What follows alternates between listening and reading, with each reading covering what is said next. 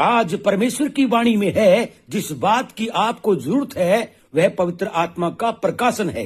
बहुत से मसीही उन इजरायलियों की तरह मानवीय मनोविज्ञान में भटक जाते हैं। परमेश्वर ने इन सत्यों को चतुर और होशियार लोगों से छुपा कर रखा है, लेकिन दूध मुहे बच्चों पर प्रकट किया है। अगर बाइबल के अध्ययन में आप मानवीय तर्क और अपनी चतुराई को इस्तेमाल करेंगे तो मैं आपको यकीन के साथ कह सकता हूं कि आप भ्रमित हो जाएंगे।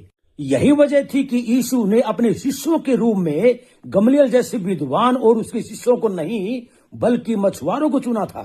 यीशु ने गमलीएल के एक शिष्य संत पौलुस को बाद में चुना था, लेकिन इससे पहले कि संत पौलुस कोई प्रकाशन पाता, प्रभु को जंगल में 3 साल तक उसके घमंड को तोड़कर उसे शून्य बनाना पड़ा था। जिन लोगों ने मेरी महिमा देखी और मिस्र और जंगल में मेरे चिन्ह देखे और फिर भी 10 बार मेरी परीक्षा की, आमीन।